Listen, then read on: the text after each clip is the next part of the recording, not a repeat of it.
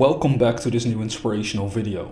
Today I wanted to go over the explanation of the Tower of Babel as it was given by Emmet Fox. This was in the book Alter Your Life, and of course he has also made it a point to describe the symbolism behind scriptures through many of his lectures, just like Neville Goddard and other wonderful teachers. So let's go over this chapter together and see what he had to say about it. Anyone who has even the slightest acquaintance with the Bible knows the story of the Tower of Babel. That story is so simple, so concrete and so clear that if you only heard it once when you were a child, you could never forget it. No subtlety here, no obscure doctrines as in some of the other scriptures, just a short clear narrative, but of transcendent import. It is of course a parable. The word Babel means confusion, and to put it briefly, this parable teaches that when you deny the omnipotence of God, and you can do this whenever you give power to anything else, to matter, to climate, to fear, and so forth, only confusion and trouble can follow. To be guilty of that mistake or sin is really to have many gods, and that was the characteristic fault of the heathens. As soon as you lose the unity of God, you have lost God in your heart. Those who knew the truth about God worshipped Him and Him alone, and they received the protection and the inspiration that only the truth can give. And as long as they were faithful to the truth, everything went well with them. At times, however, many of those who had known the truth forgot it for a season, and inevitably things began to go wrong. Yet if they remembered the one God again, and turned to Him wholeheartedly, things would come right once more. Thou shalt have no other gods before me. If you who read this should be in difficulties of any kind, it is certain that, quite unintentionally no doubt, you have been committing the sin of the heathen in some way, or perhaps several ways. You have not been putting God really first in your life. You have been giving power to some outer conditions by fearing them.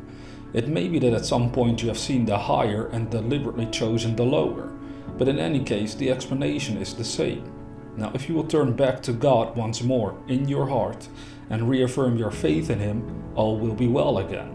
The story begins by saying that the whole earth was of one language and of one speech. That is to say, there was a unity of thought and expression. That represents the time when your faith was firm and dynamic.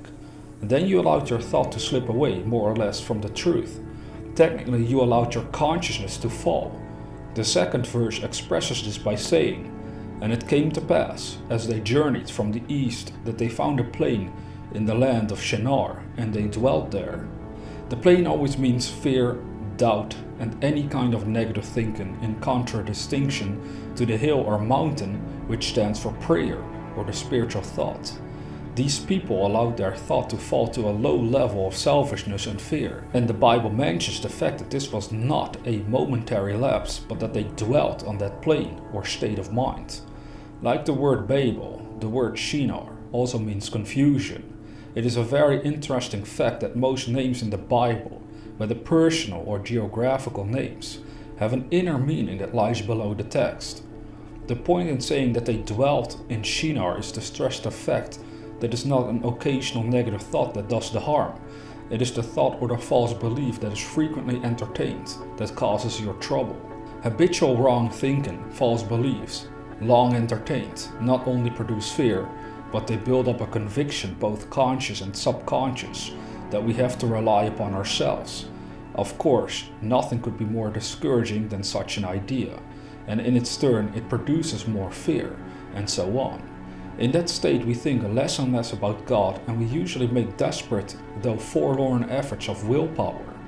In the parable, these people got the absurd idea that they could reach heaven, regain harmony, by building a material tower which would actually reach from the earth to the sky, where they supposed heaven to be. Naturally, heaven is to be reached only within one's own heart, by prayer and right thinking. There is no outer road to heaven.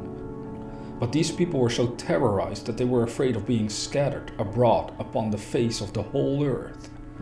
This describes perfectly the sense of insecurity and apprehension that has always beset the greater part of mankind, because they have not known or even partially realized the all-presence and all-power of God, and of their essential unity with Him. Jesus did not say build a material tower to the sky.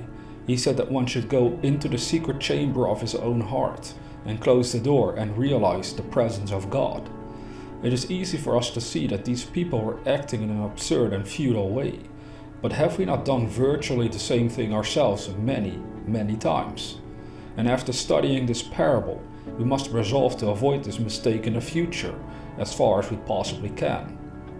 An important point to be noted is that they decided to make their tower of brick.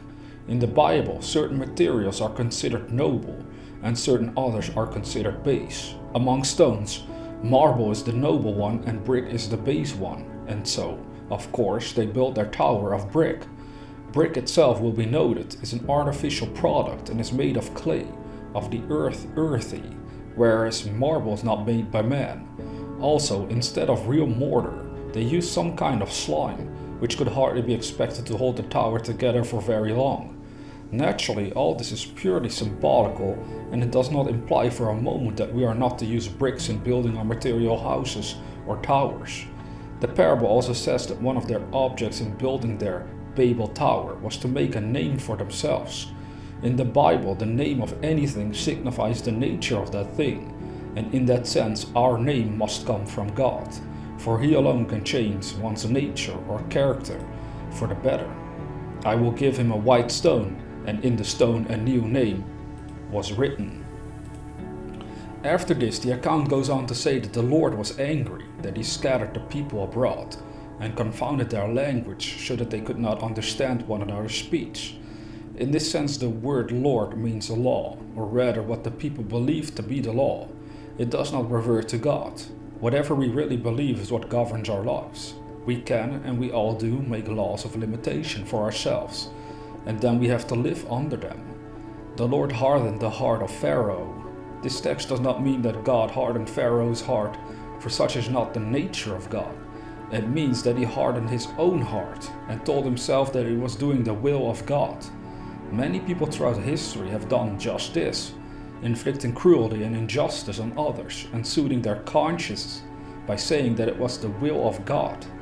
The confusion of tongues is a graphic description of the state of mind of those who have not yet begun to center their lives on God, for only fear and chaos can come to them until they do. Do not waste your time and energy in building Babel towers. They will always collapse before long and leave you worse off than ever. Babel towers are built from the ground up and with great labor, first in making the bricks themselves and then slowly piling them one on top of another. The true building or city, the New Jerusalem, is not built from the ground upward by labor, but it comes down out of heaven, complete and perfect, the gift of God Himself. In other words, it comes as the result of your prayers and of your faith in the goodness of God and His unfailing providence, and the New Jerusalem brings with it harmony, peace, lasting success, and great joy. And that was what he had to say about this interesting tower that was in the Bible. Isn't it fascinating that all these wonderful teachings, all that they're saying to us is control the mind? Literally, any text you find throughout history over the last thousands of years, from ancient civilizations, they all said that humanity should control their minds. We as individuals have a power inside of us that if we control it, we can make wonderful things happen. But not only that, we can also establish a connection, a unity with the universe on a spiritual level that is completely unknown to everyone that is only operating from the physical side of life. And that is exactly where most of us live. That is how we are raised most of the time, is to live on the physical side of life. But here we're reminded again that we can find a connection, a unity with this so-called God, which to me means simply the universe itself, the spirit behind all of creation itself. It isn't necessarily a different being than myself, because we're all one, we're all connected with it. But we have to open up our minds, we have to accept this, build a belief, a conviction. We have to make space for experiencing such unity. You can easily measure this. If your mind is full of doubts and worries concerning your physical life, there is no place for this so-called God to enter your mind and heart, because you are already full of your doubts and worries. What we're essentially saying here is to replace those with faith, hope, and love in all the good things, because that is how you'll find your unity. That's how you experience greater and greater joy as you grow to this physical lifetime of yours.